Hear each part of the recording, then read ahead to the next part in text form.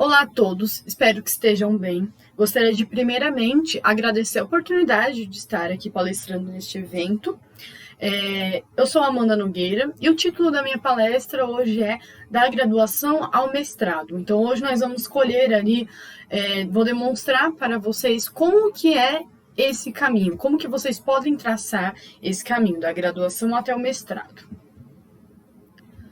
Para início, eu vou falar um pouquinho aqui sobre mim, né? Eu sou formada em Estética e Cosmetologia pela Universidade do Oeste Paulista. Também sou mestre em Ciências da Saúde, né? Eu fiz também minha especialização em Gestão de Docência do Ensino Superior, também pela UniOeste. Atualmente, eu trabalho como professora do curso técnico em Estética e de alguns cursos livres também, no SENAC, da unidade de São Miguel Paulista, do estado de São Paulo. E também agora eu sou coordenadora de uma pós-graduação de Medicina Integrativa, com ênfase em pós-operatório, na ESEC, Escola Superior de Estética e Cosmetologia. Eu trabalho com pesquisa desde 2017.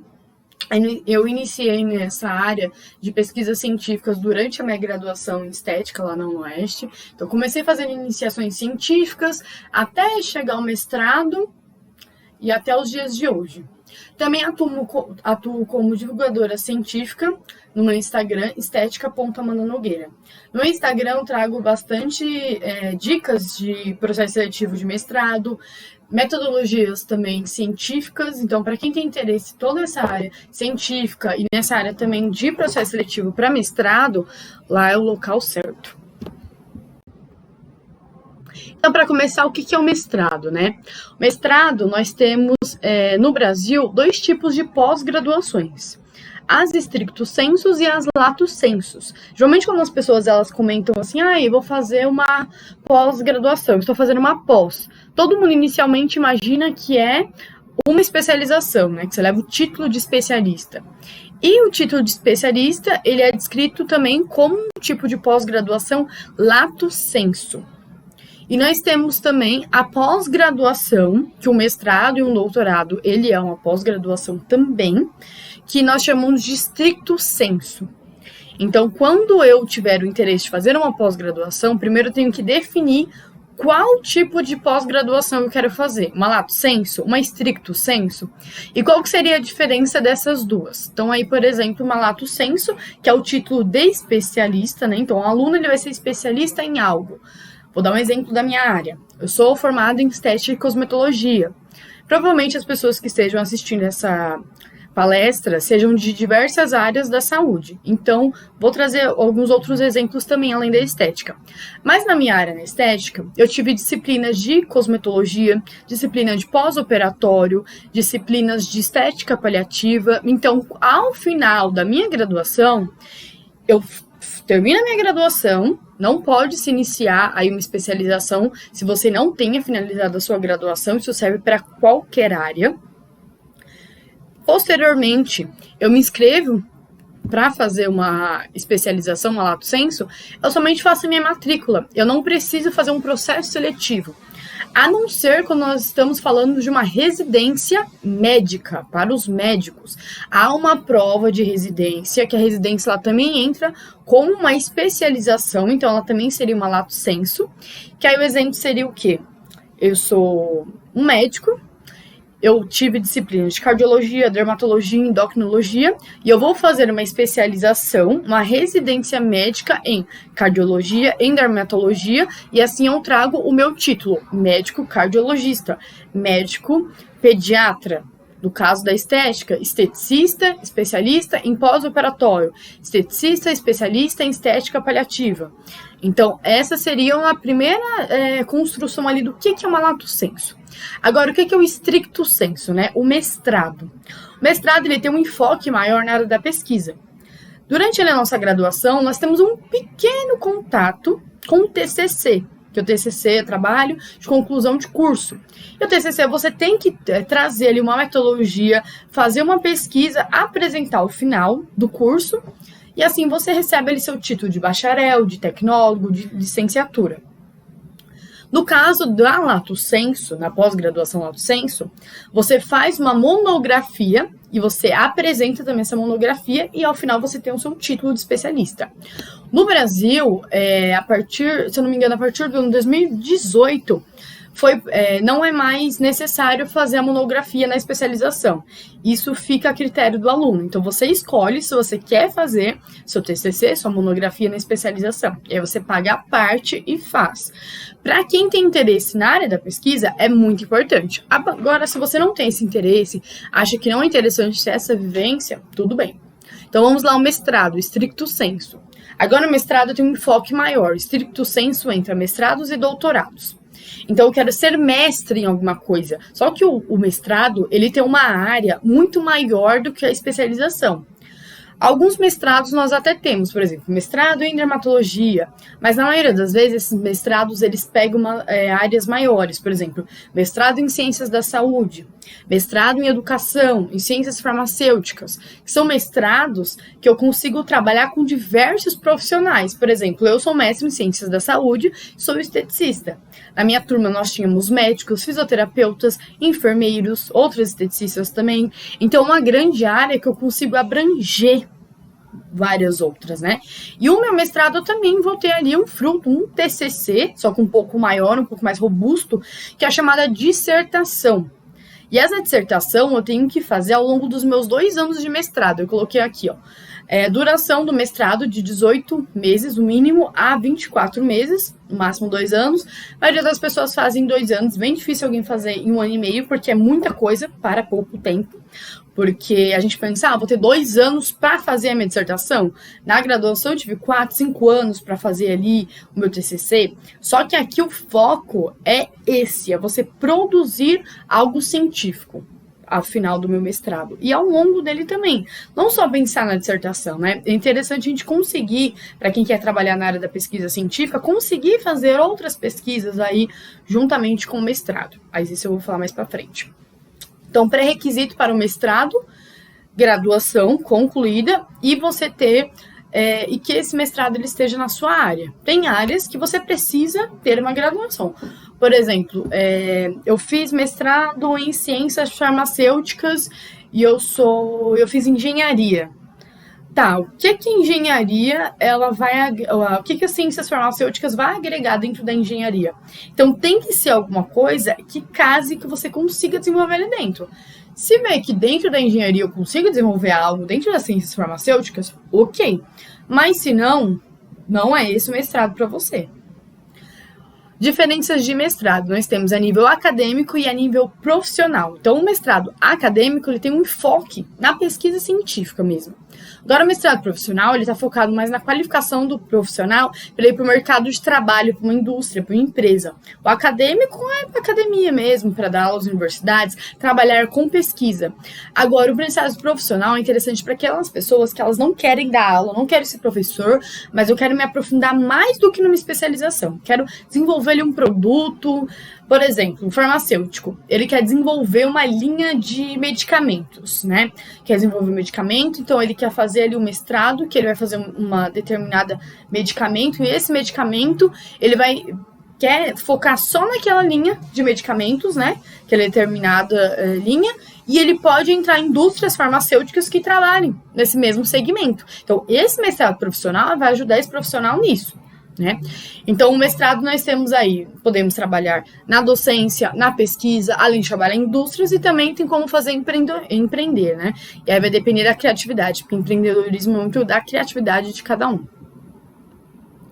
Então, aqui, como que é o mestrado? O mestrado ele tem aulas obrigatórias, né? Assim como qualquer outro curso, mas nós também temos aulas optativas. E aí, o que acontece? O mestrado é dividido por créditos. Então, vamos dar um exemplo.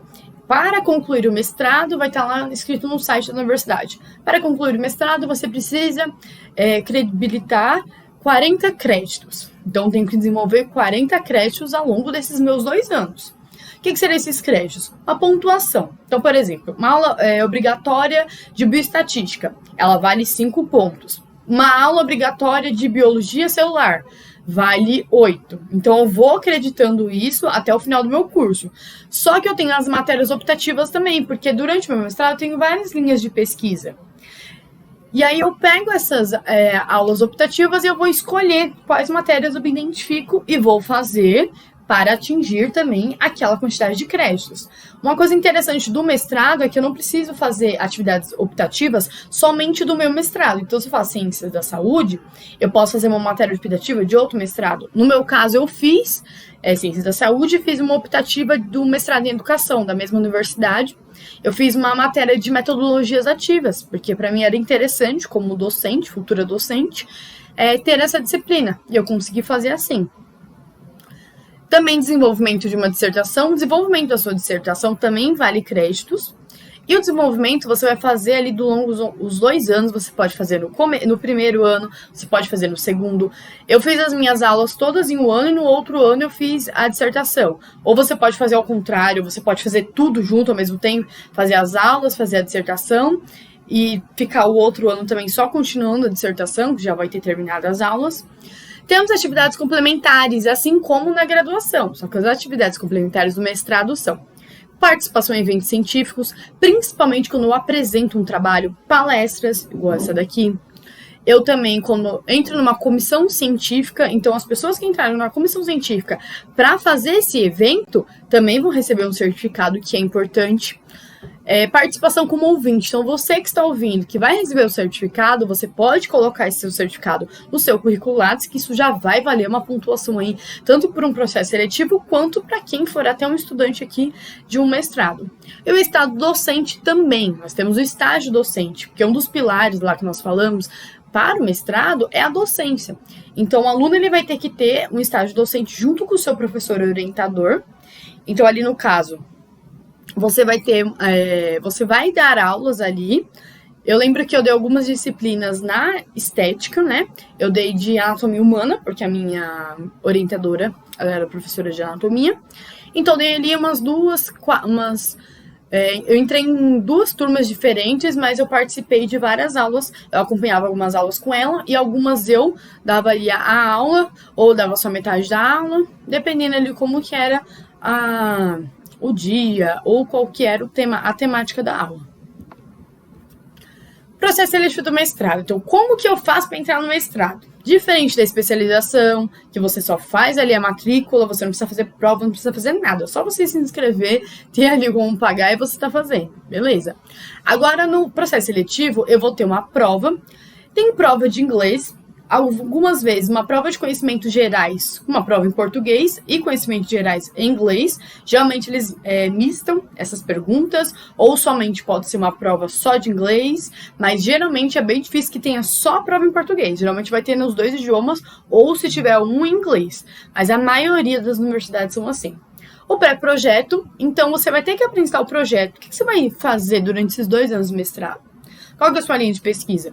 Igual eu falei lá atrás, quero desenvolver um medicamento, quero desenvolver um cosmético para queda capilar, eu quero desenvolver um cosmético para redução de gordura. Então, depende muito da sua área, isso é muito pessoal. O que você quer trabalhar? O que eu penso, assim, o que eu sugiro de ideias para vocês pensarem no projeto? Ver uma área, né, da sua profissão que você goste, uma área que você goste muito. Por exemplo, veterinário que gosta de tratamentos com animais de pequeno porte. Então, minha área de especialização são animais de pequeno porte. Então, eu quero desenvolver um projeto em cima daquilo. Tá, mas você gosta de animais de pequeno porte, trabalhar com eles. Mas o que te interessa mais? Eu gosto de tratar, por exemplo, problemas renais em gatos, em felinos. Então, essa é uma linha de pesquisa muito bem estruturada. Problemas renais em felinos. Então, você vai desenvolver algo em cima disso. Aí, o que eu quero fazer? Um ensaio clínico com animais. O que você vai querer pesquisar em cima disso, desse problema renal, né? Então, eu vou pegar animais que já tenham problemas renais, ou eu vou pegar um animal que ele não tem um problema renal. O que eu quero fazer, né? Então, isso tem que ser uma coisa sentada, bem pensada. Às vezes você não tem ideia de um projeto, né? Fala, nossa, eu quero trabalhar com isso, mas eu não sei o que eu posso desenvolver em cima disso, né? Normal. A gente pode pedir ajuda aí do professor orientador, não tem problema. Mas uma coisa importante é que quando você entra em contato com o seu orientador, você tem que analisar o currículo dele. Se o currículo dele, ele segue a mesma linha de pesquisa que você. Porque vamos pensar assim, quem tem que ser aceito pelo orientador é você. O orientador ele tem que te aceitar. Não é você que vai aceitar o orientador. Então, procurar orientadores que eles já pesquisem sobre aquilo. Então, por exemplo, eu dei aqui o exemplo de problemas renais em animais de pequeno porte. E eu pegar um orientador que ele trata de animais de grande porte, vamos supor, gados, né? Pegar aí, tratam de boi, vamos supor um exemplo. E eu querer que esse orientador, ele engorde de boi, por exemplo. Que ele trabalhe com ali gatos, né? Com os felinos, doenças renais em felinos. É uma coisa muito distante. Ainda entra na veterinária, zootecnia ali, mas está muito distante. Ou ter um profissional que ele é... Eu sou fisioterapeuta, por exemplo, eu quero trabalhar com um psicólogo, mas o psicólogo ele faz análise de burnout. E eu sou físio, eu faço um trabalho com pilates. Então, assim, são coisas distintas. Se eu conseguir ligar uma profissão a outra, é muito bacana, mas muitas vezes não dá. No caso da estética, com a psicologia, a gente consegue ligar também por conta dos problemas estéticos que podem gerar também aí na saúde mental do paciente. Então, eu consigo ligar. E várias outras profissões a gente consegue casar muito bem isso. Mas assim, geralmente quando o professor, o orientador, ele já tem uma linha estabelecida, ele não quer seguir por outros caminhos. A não ser que ele queira também abrir um pouco seu leque. Mas na maioria das vezes eles são bem fechados. Ainda mais se forem orientadores de muitos anos, né? Outra coisa aqui que nós temos é análise curricular. Quando a gente fala de análise curricular, é do currículo Lattes, que eu comentei ali no slide anterior. Então, o que eles vão analisar no seu currículo? Principalmente formação acadêmica, então sua graduação, sua especialização, em que não necessariamente você precisa ter uma especialização, título, lato sensu, para ingressar no mestrado. Não é necessário, você pode ir direto da graduação ao mestrado, como é o título aqui da palestra. Mas se você tiver, você tem que informar isso no seu currículo. Ah, mas eu não fiz especialização. Você falou de ter linha de pesquisa. Tá, você não tem uma linha de pesquisa porque você não fez uma especialização. Mas você não fez um TCC na sua graduação? Qual que era o tema do seu TCC? Você pode abrangir esse seu TCC, fazer um trabalho maior com ele na dissertação, né? E aí você já tem uma base, foi o TCC, aumentá-lo para uma dissertação. Porque às vezes você não tinha recurso ou tempo para fazer na graduação e no mestrado você vai ter o foco total sobre isso. O que mais a gente analisa no currículo Lattes para o processo seletivo? Formação acadêmica, produção científica. Então, esse meu aluno, ele está fazendo apresentação de trabalho em congressos. Ele tem artigos publicados em congressos nacionais, internacionais. Como que é a vivência científica desse aluno? Porque durante a graduação a gente pode fazer tudo isso. Então, é isso que eles vão analisar. Aqui eu trouxe algumas sugestões de mestrados, né? Ciências da saúde, que é uma coisa bem abrangente. A gente consegue, qualquer área da saúde consegue fazer. Educação também, se o seu enfoque é esse. A biofotônica, são os lasers e LEDs. Fisioterapia, estética, odontologia, veterinária, biologia, biomedicina, farmácia. Essa é também uma área muito interessante, está crescendo muito no Brasil. Farmacologia, todas essas áreas que eu falei também conseguem fazer. Biotecnologia, plantas medicinais, promoção da saúde, tirando apenas a promoção da saúde, todas as áreas da saúde mesmo conseguem fazer também esse mestrado. Uma sugestão que eu dou para vocês, escolher o mestrado também, entra dentro do site e olha as disciplinas para ver se são disciplinas que te agradem também. Porque ciências da saúde é algo muito grande. Então tá, ciências da saúde, mas quais são as linhas de pesquisa desse programa de saúde? Né? Será que me agrada as disciplinas? O que eles estudam tem a ver comigo? Isso é um questionamento. E essa foi a minha palestra, né? Eu queria agradecer vocês por terem assistido aqui até o final. Vou deixar meu contato aqui, o meu Instagram, estética.amananogueira, o meu e-mail, medisnogueira@gmail.com. Agradecer por todos que ficaram aqui até o final. E se vocês tiverem alguma dúvida, se ficou em relação ao processo seletivo, podem entrar em contato comigo pelo Instagram ou pelo e-mail. Sugiro que seja pelo Instagram, porque é mais rápido de responder, a gente tá sempre ali com Instagram, com celular nas mãos, né? Então, espero que vocês tenham gostado. Seguem lá, que lá vai ter bastante dicas sobre processo seletivo, algumas coisas eu consigo detalhar mais lá, né, nos posts. Tem bastante videozinhos nos Reels explicando também, lives sobre o assunto. Então, eu espero todos vocês lá. Muito obrigada por terem participado. E lembre-se que o certificado desse evento vocês já conseguem colocar no currículo Lattes de vocês. Então, para quem está na graduação, serve como horas complementares. Quem está no mestrado também serve. Para quem pensa em sair da graduação e ir para o mestrado,